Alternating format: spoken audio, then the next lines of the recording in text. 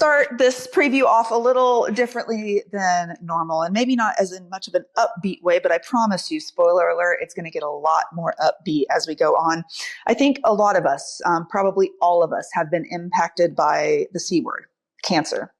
And I have firsthand experience. I have much secondhand experience with family as friends. And when it comes to the idea of artificial intelligence in medicine, there are very, very mixed feelings about it. But on this episode, I am thrilled to have the Director of Clinical Partnerships with Realyze Intelligence with us, Dr. Kathryn Doornbos. And if you walk away from this episode not inspired and hopeful and uplifted by the power of data and AI and what it can do to change the prognosis and personalization of medicine for you and people you know, then I don't know what else to tell you. So everyone stay tuned. A new episode of Humanize Automation is coming your way. Welcome everyone to another episode of Humanize Automation. I am thrilled on multiple levels today for this conversation and this guest. So I want to kind of rewind and give you all a little kind of background on how this conversation even came to be. In my world, I am on planes a lot. And I fly Delta Airlines here in the US a lot. And one of the cool things that I've had the privilege of doing for multiple years is participating in an event called Delta Jet Drag, where literally teams of 25 people pool a Boeing 757 airplane to raise money for cancer research and cancer awareness, a cause that is personally and firsthand impacted me, many members of my family, friends. And every once in a while, you get to meet really cool people along the way. And Dr. Kathryn Doornbos here today with us is one of those people. And what's really amazing is not only did we meet at an event for cancer fundraising, what we're going to talk about today is showing how artificial intelligence is used in many ways in the medical space, but particularly on cancer trials, research, and how we identify different things in patients. So it's kind of one of those full circle life moments. So Dr. Kathryn, welcome to the show. Thank you so much, Dr. Jill. This is awesome. It's an honor. I love that it's a full circle moment. I love that we are soon going to be pulling Delta jets again, and it's just thrilling to be here. Thanks. Yeah, well, so Kathryn, you're the Director of Clinical Partnerships right now at a company called Realyze Intelligence. So, just give us a brief glimpse of how you got to where you are right now. And, what did you study? What was your doctorate in? All of those things. Yeah, absolutely. So I've always loved science. My dream job was using science to help people.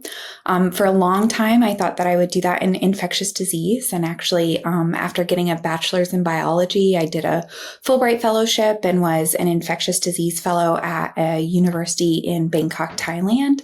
That was a really incredible experience. It propelled me into grad school at University of Alabama at Birmingham. I loved my time there. I worked on a bacteria, Mycobacterium tuberculosis, which causes the disease tuberculosis, which is maybe not a first world disease, but is certainly something that affects billions of people in the world. And it made me realize that the lab was lonely. So I was a bench trained scientist. I spent a lot of time in a containment lab. I spent a lot of time solving problems that may not reach patients for decades, and may not reach patients at all because of the nature of medical research and just the long timelines of these things. And I realized that I wanted to be closer to patient care, and that I needed to have a bit of a pivot. So I decided I no longer wanted to do academic research, and I wanted to go into industry, which was a little bit of a controversial thing, I have to say. Many of my mentors were not super excited about that at the time.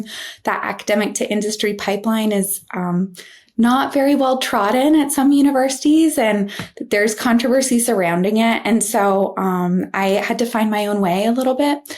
And it took me a couple years to break in. Very honestly, I did a passion project for a while because I was quite burnt out from grad school and I just needed to recalibrate and find my why. And eventually I landed at a company called Foundation Medicine. They do precision genomic profiling on oncology tissue and blood tests from patients. It helps them to guide therapy decisions for clinicians, and it also helps to identify which patients may benefit from certain clinical trials.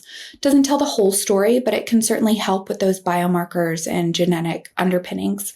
and for clinical trials. And when I was there, I learned a ton. I learned a lot about oncology in the wild. And I also saw that there was a huge gap for patients.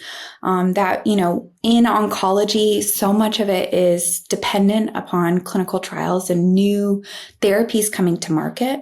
And patients getting better and better therapies that have less side effects, that are not the traditional chemo standpoint where you have to be really ill, that promote sort of long life and long quality of life. Those are the new therapeutics that we think about in oncology. But all of those need to go through a rigorous clinical trial process. And more, it is super complex to identify those patients. And in the wild, that means that a lot of patients miss out on the opportunity for research as care. And that is unfortunate because so many patients could benefit from that. And so I knew that this problem existed, and I had my feelers out for my next role. And I came across this company, Realyze Intelligence, founded out of UPMC Enterprises, so University of Pittsburgh Medical Center. They were doing incredible work using artificial intelligence to dive deep into the patient electronic health record and summarize all of the patient notes, understand the patient like a clinician would, but in a semi-automated fashion that had a human-in-the-loop workflow that helped clinicians more quickly identify patients for clinical trials, and then also helped to turbocharge research questions that required a high degree of data abstraction. So that's where we are. I'd love to talk about it more, but it is just absolutely incredible what artificial intelligence is doing and this human in the loop workflow can do to help clinicians more readily help patients, to speed the virtuous cycle of oncology research, and ultimately to pay future favors to the patients of tomorrow.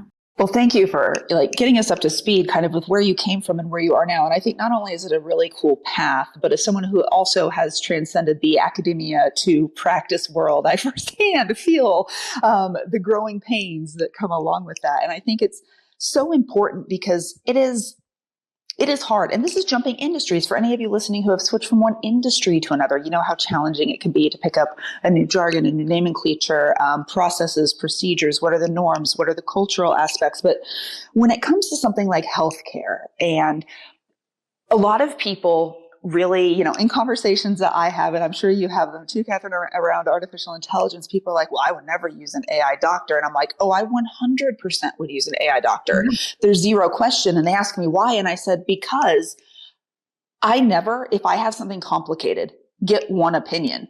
Right. I would love to have an AI doctor opinion and then go to a human doctor. And as you said, I want to point this out to everyone, human in the loop process means that it's not 100% artificially run. It means it's artificially run and there's a human in it too. So collectively that intelligence is exponentialized what either would do alone.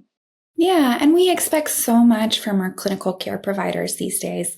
As an oncologist, there are new drugs and new treatment regimens and new standard practices that come out day over day, right? I mean, guidelines change every month for cancer treatment.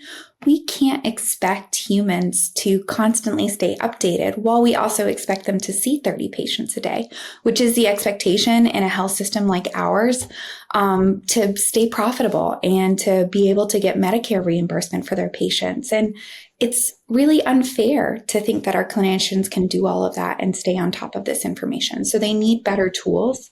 They need better ways to sort through the mountains of data that are present in healthcare systems. I heard a statistic, and it's something like the average hospital creates as much data as Netflix does in a day.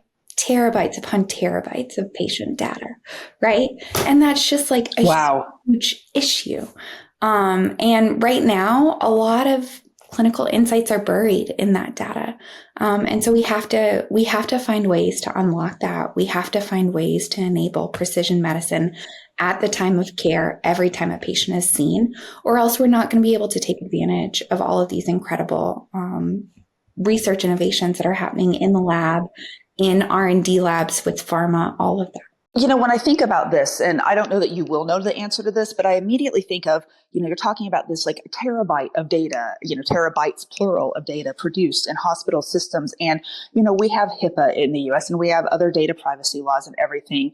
Is there, in the field that you work in, is there a way for patients to opt in no matter what hospital system they're in to be, say, like, yes, use my data to train, use my data to find better cures, use my data to do this, or are we still behind? So there's not a universal way to do that right now. Different states have different standards. And then the federal government is still figuring out how to regulate these things. So there is not a universal opt-in. I will tell you, I sit in Nebraska, and it is sort of a opt-out automatically. Patients would have to talk to their clinician about opting into clinical research before their data would ever be used.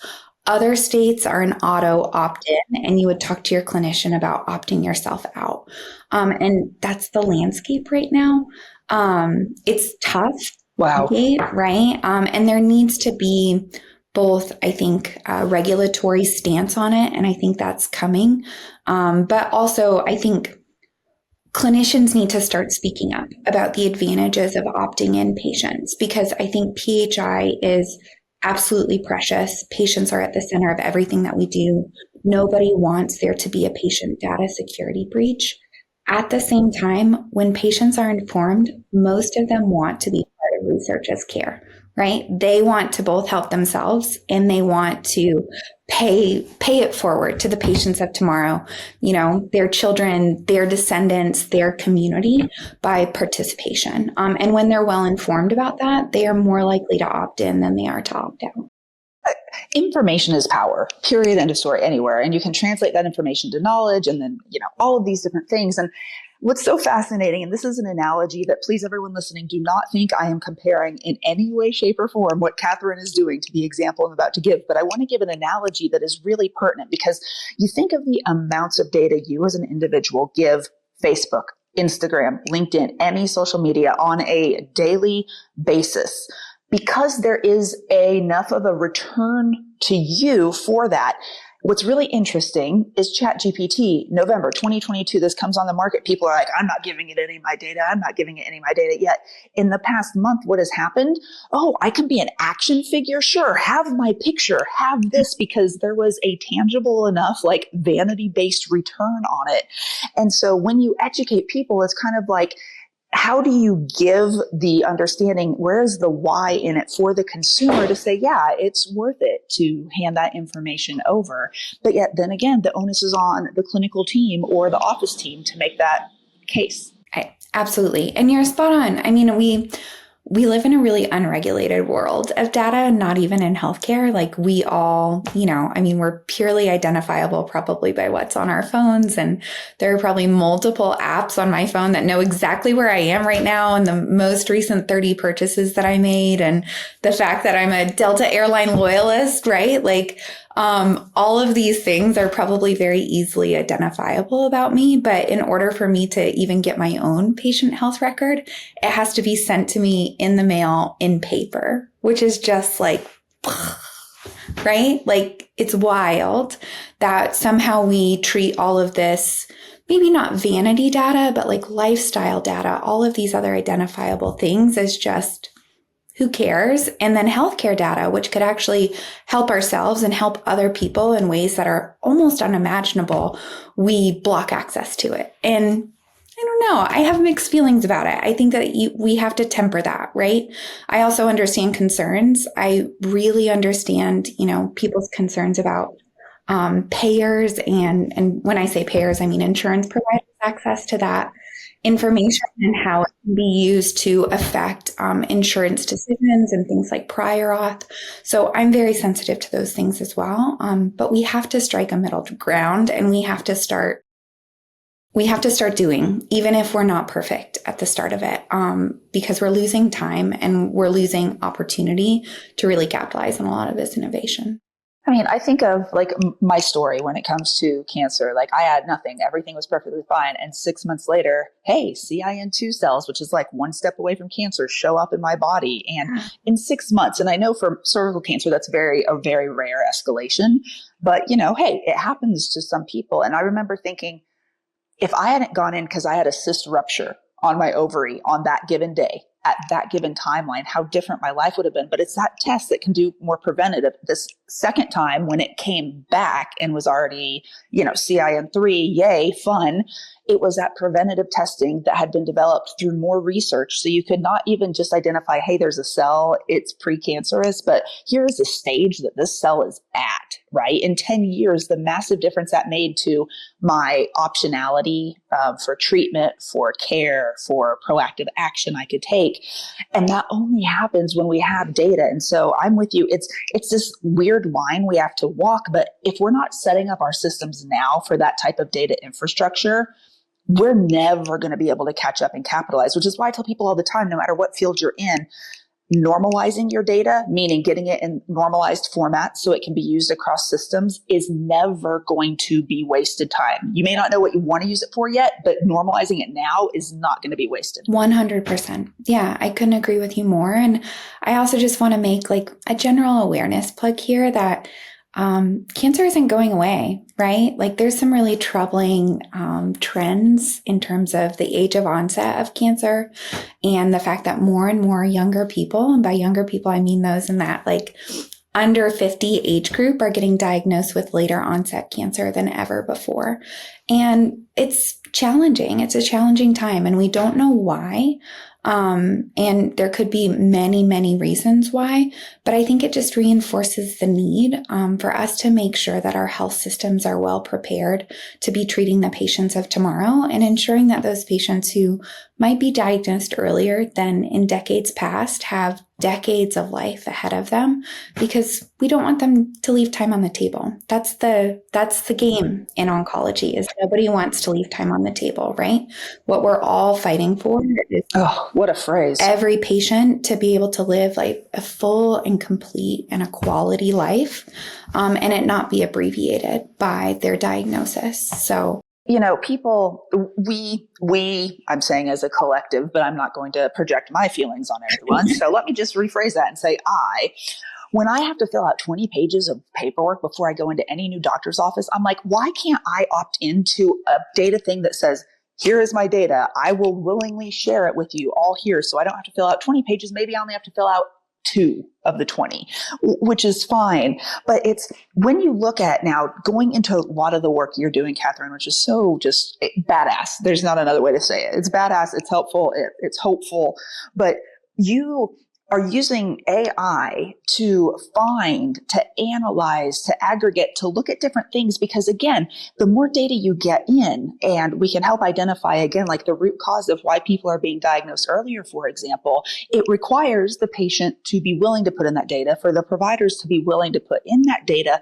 But it's not possible for humans to scan that massive data on top of the stuff they already have to scan. And have to get a computer in there to help you out. So talk to us about what some of this like data aggregation, analysis, human in the loop stuff you're doing is. Yeah, absolutely.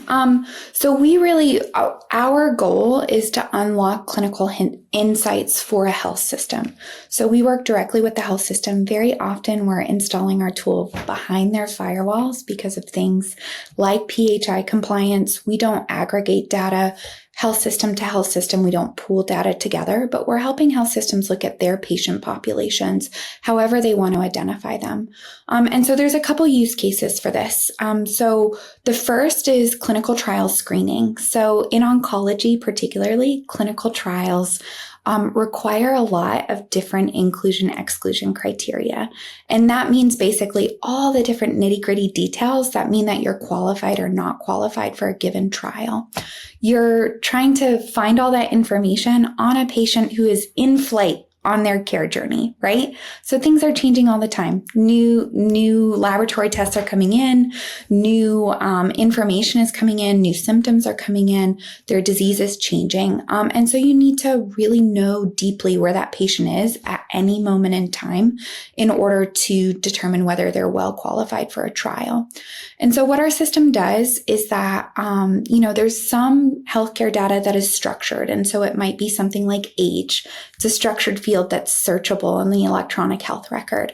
But something like symptoms, like social determinants of health, like the presence or absence of surgical procedures, like the pathology of their cancer tumor, is not like a discernible, searchable feature in the electronic health record. It's in a note somewhere, right? Where a pathologist or a radiologist or an oncologist has typed in notes about the patient, or it's in a scanned in test result.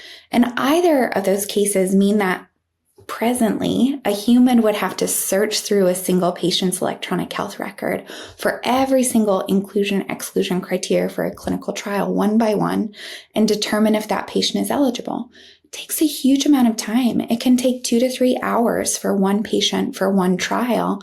And then you think about that, in breast cancer, a center may be running 40 trials for breast cancer. So you start expanding that and you realize that it's really untenable, the amount of manual abstraction that would have to be done to screen every patient for every open enrolling trial, which is ultimately the goal. That's what is sort of what we want to work towards as a field, as a gold standard of care. And so instead, what our software does is it ingests those records. It normalizes them, to your point, Jill, extremely important. It uses natural language processing and then medical standards like SNOMED and LOINC and RX norm.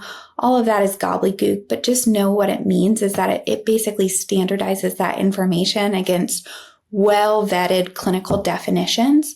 And then it presents it to the clinician user to say, hi, this patient meets 9 out of 10 inclusion criteria for this trial, and we can't find information on this 10th inclusion criteria, right? So we need your help in identifying if what we found is inclusion or exclusion. And so that makes that screening process a lot faster, makes it a lot less painful. And the thing is that screening is only part of the story for clinical trials. So it also liberates the people who are doing that screening work to actually do the human to human work that you need to do to help that patient make an informed decision if research as care is right for them. It can help that person close the loop on their transportation needs for that patient. It can help that same screener, have better and more consenting conversations with patients around participating in research as care.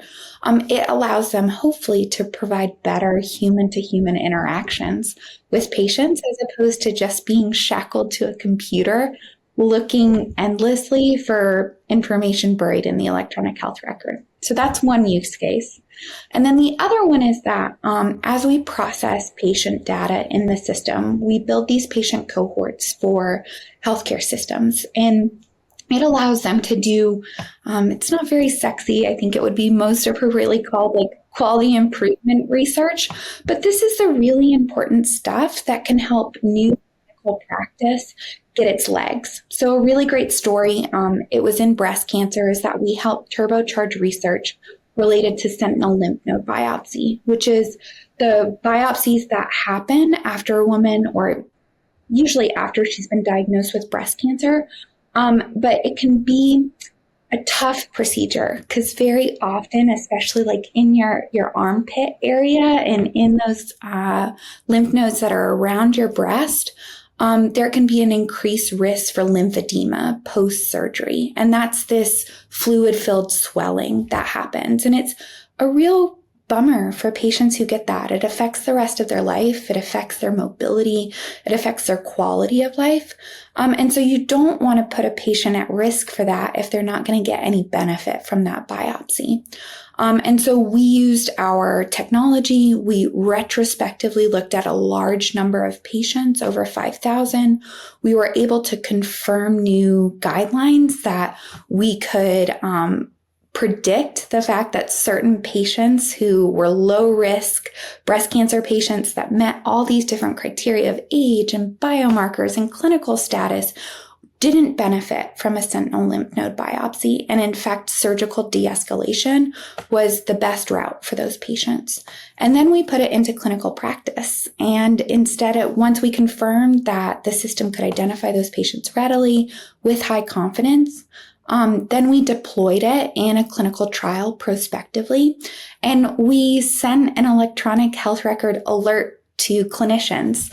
And so surgeons would get a little red flag that said, hey, we see that you're scheduling surgery for this patient, but in fact, they may not be a great candidate for surgery because there's a higher risk of lymphedema and no reward to actually doing this biopsy.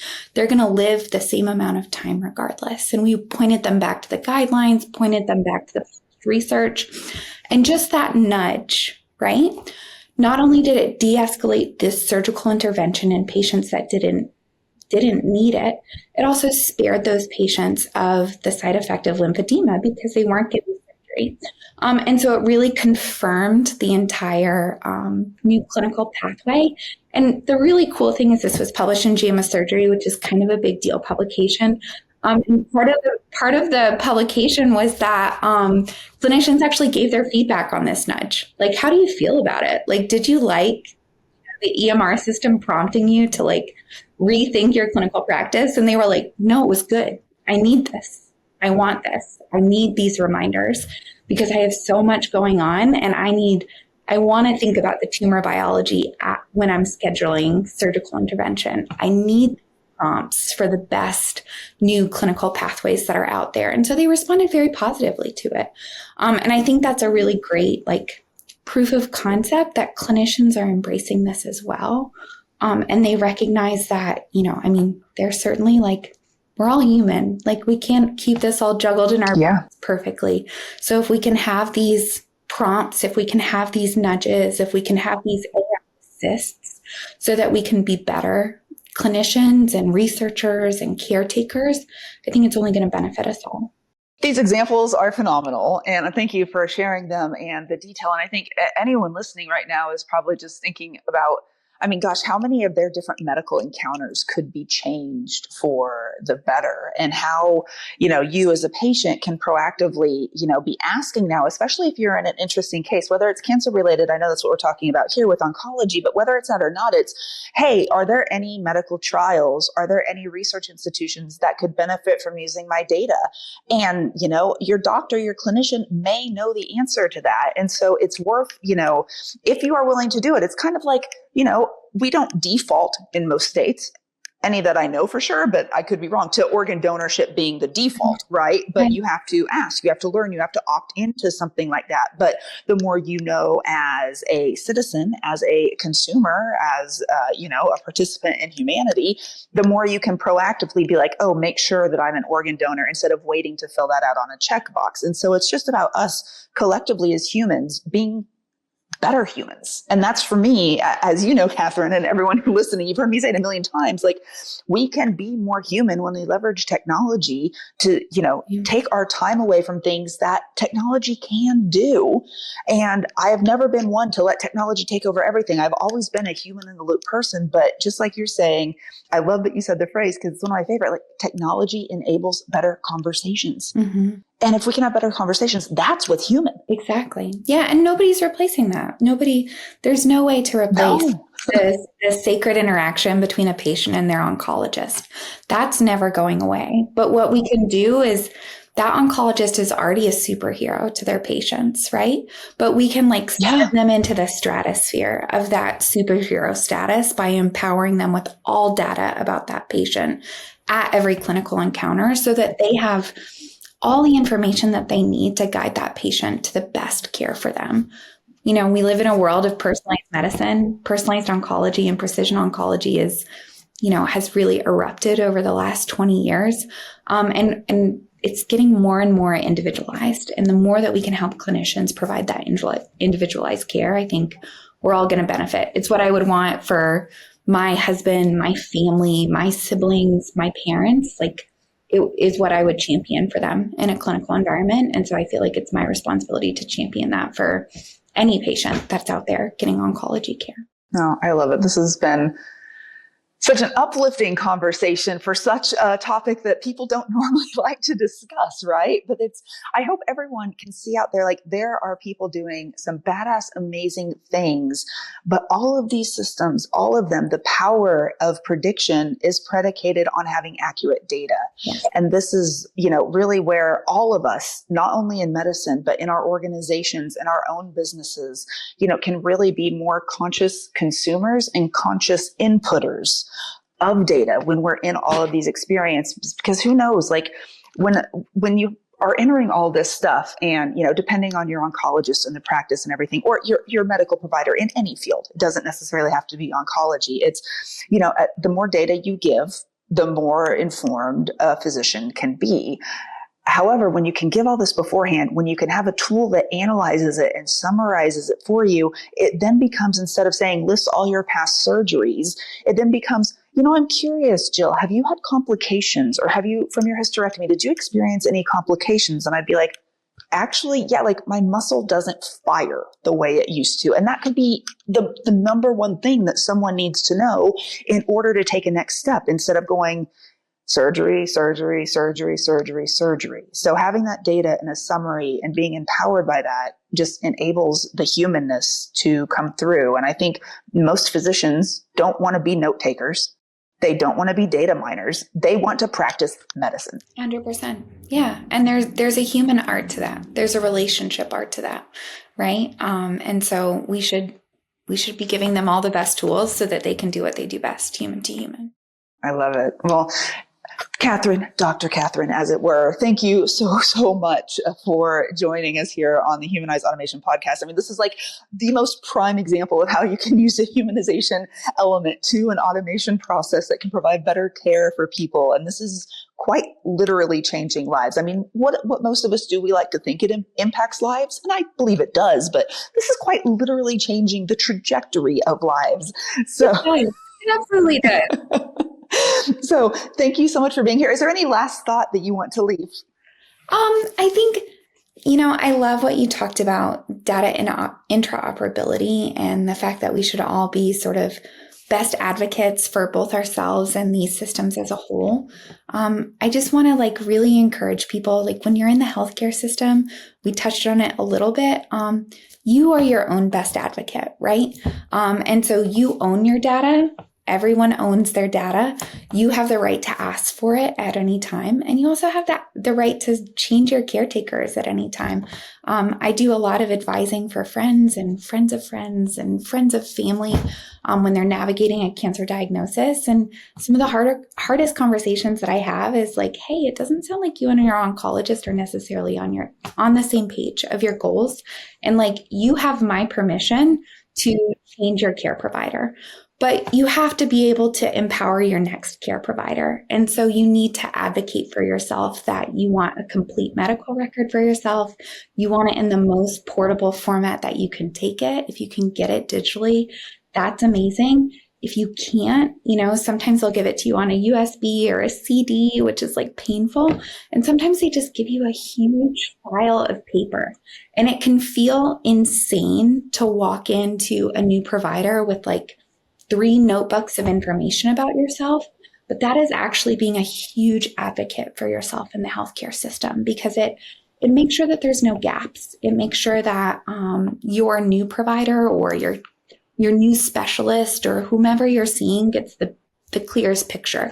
Because to your point, Joe, sometimes it's not the things that you notice, and sometimes it's not the things that you think are the harbingers of your health status or whatever. It's things that are not well documented or only documented once or twice that can change the trajectory of your treatment and open up new opportunities. So just advocate for yourself would always be my message to the world. I love it so much. So Dr. Kathryn Doornbos, thank you so much for spending time with me here on this episode today and really educating all of us, not just me, but everyone listening, on different things that you can not only look forward to in terms of, clinical research and everything in the medical space, but how to advocate for it yourself. Everyone, I imagine you're just kind of as speechless almost in a way as I am right now, finding the right words to wrap up this episode. But I know one thing for sure. I'm so grateful that I got to cross paths with this incredible person and get to share her badass research with all of you. So everyone stay tuned. As you know, more episodes of Humanize Automation will come your way. Again, I'm Dr. Jill Schiefelbein, and we would love to hear from you if this episode resonated. So do all the things that you do with podcasts, like, subscribe, share, comment, all of that good feeling juju magic. And again, we'll be back on another episode.